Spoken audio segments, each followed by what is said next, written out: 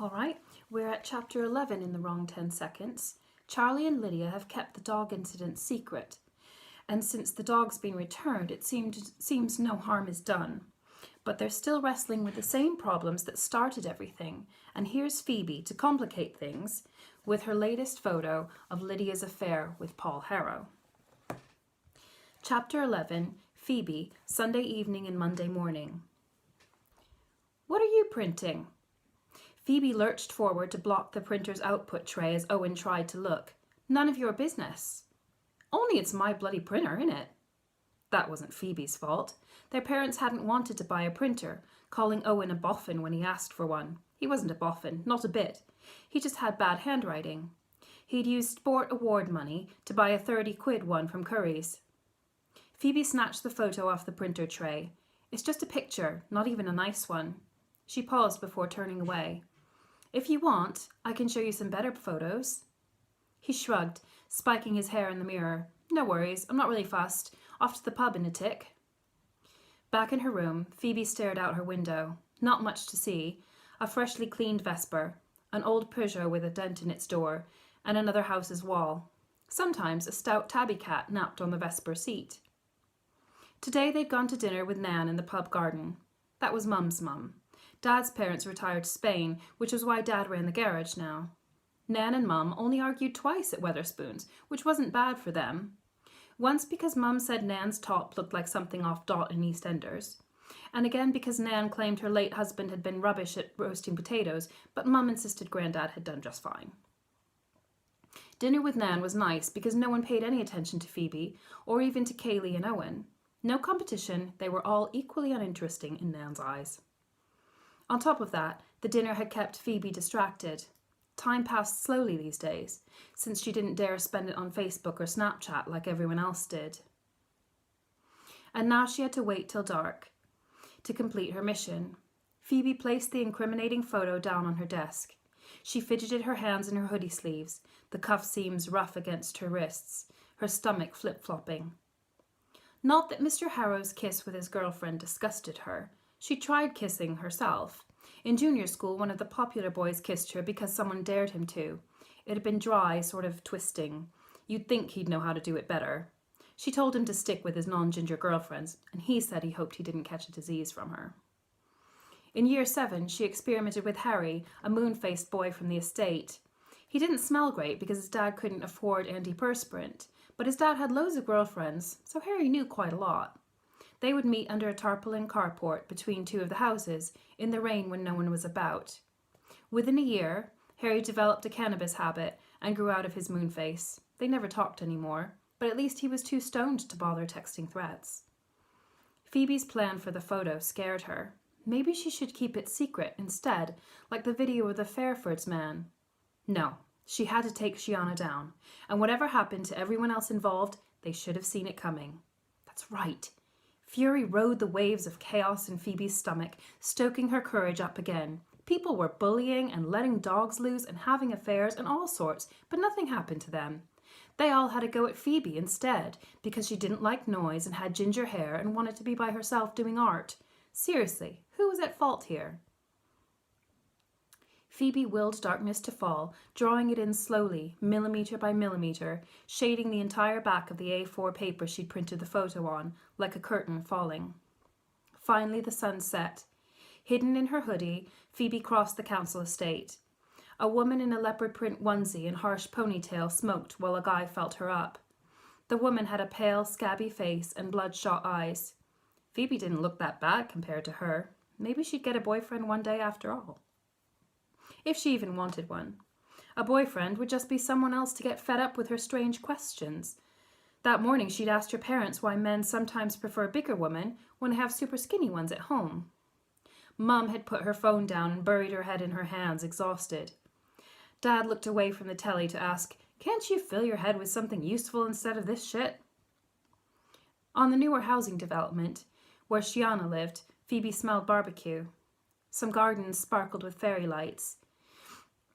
Phoebe hoped the right people would be home at Shiana's house.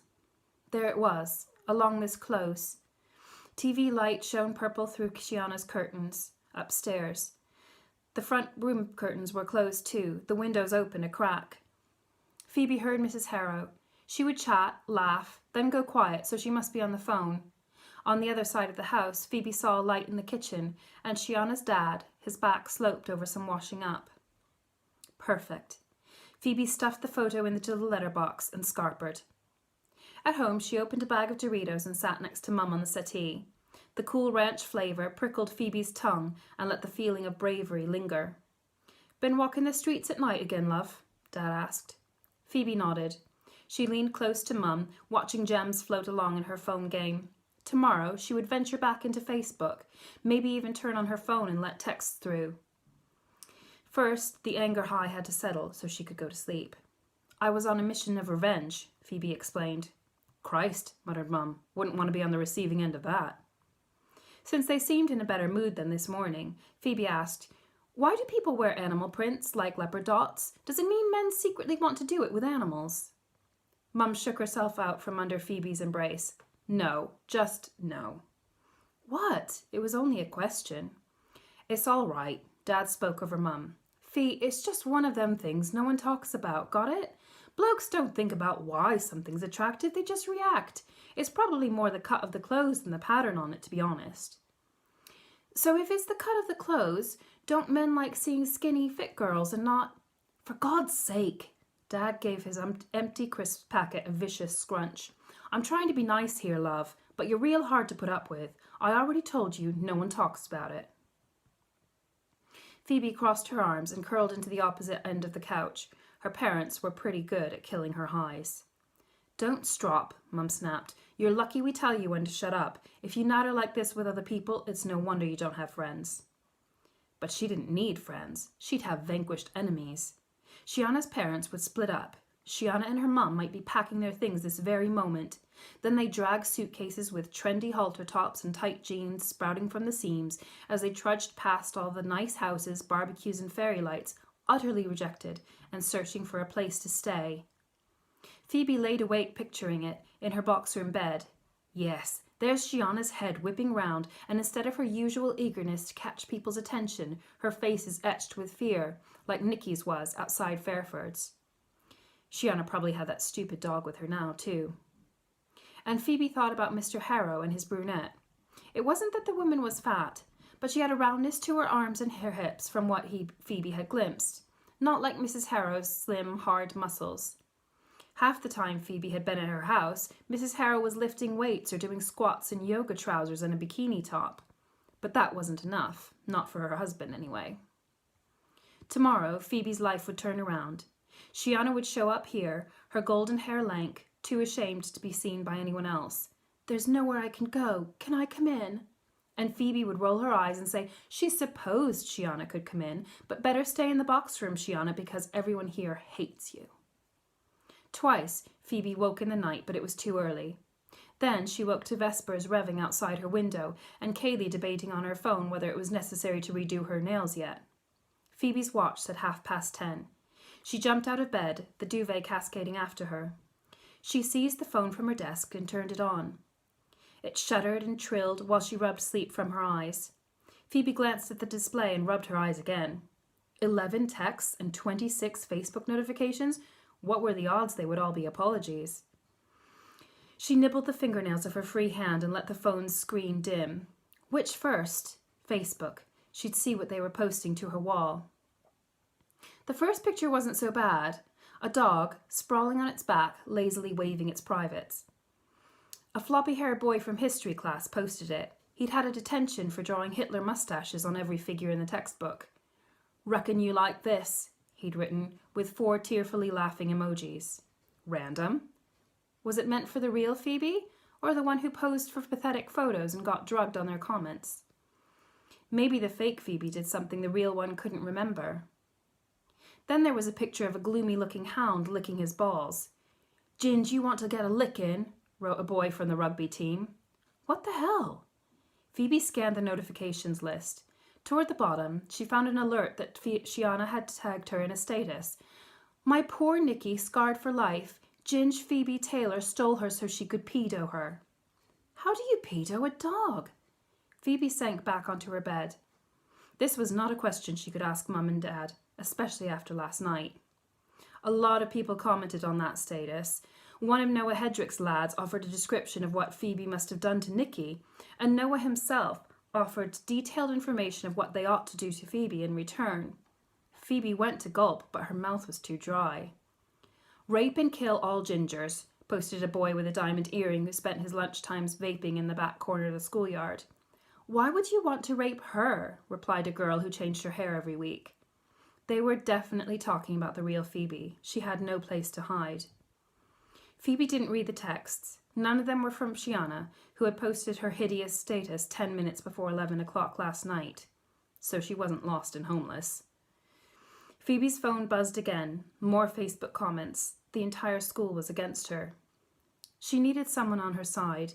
Even her parents would do. Which one would be less angry at her for ringing them at work?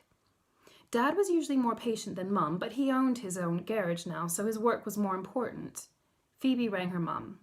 "This had better be good," Mum huffed. "Shiana's being really horrible." "What is this, infant school? Get over it. Ignore her. I have a whole pallet of cakes and breads to unload, and the tills are offline. Those are real-world problems, look." Grown-ups always thought they had the hardest lives. Did they even remember school? Phoebe kept her voice as unwhiney as she could. "But she's telling everyone disgusting things and they're threatening me." Mum groaned. "Nothing I can do about that. You'll have to try, after all this time, to show you're normal." But Phoebe wasn't normal. And if what the other kids did was normal, she didn't want to be. She went and let the shower beat cold on her, closing her eyes, telling herself it numbed her inside and out. "I feel nothing. They can't hurt me." They could, though. All those threats, the things that Phoebe usually sheltered behind, taking part in her own torture or getting angry about it, were out of reach or totally useless now. She stood in the shower until Owen banged on the door, shouting that some people actually had things to do. He was as bad as the rest of them. Phoebe pulled on a t-shirt and jeans and rang Shiana. "You'd better stop bullying me. I could report you to the police." She hooted with laughter. "Ginge! You fucking idiot. I'll just tell the police you're the one who got Nikki stolen. This isn't bullying because you started it." Phoebe switched her phone off, pressing the button so hard whiteness invaded the pink behind her fingernail. Then she turned it back on, this time barely grazing the button. There was only one way to stop them attacking her. Maybe she should have done this before. Armed with her phone, Phoebe hurried to the Harrow house. Both Shiana's parents' cars were in the driveway. Weird, twisted people. Fine, whatever. Shiana's mum answered the door. Her mouth was thinner than before. "What do you want?" "To see Shiana?" Phoebe quavered. Mr. Harrow appeared down the corridor from the entry, his face hidden in shadow. I have something for her." "Why would I want anything from you?" snapped Shiana. While Phoebe tried to decipher Shiana's parents, she hadn't noticed Shiana lurking in the dining room. Phoebe held out her phone, balanced on her palm. "Because I didn't take your dog, and here's proof." That is the end of chapter 11. I'll put chapter 12 right up. Thanks.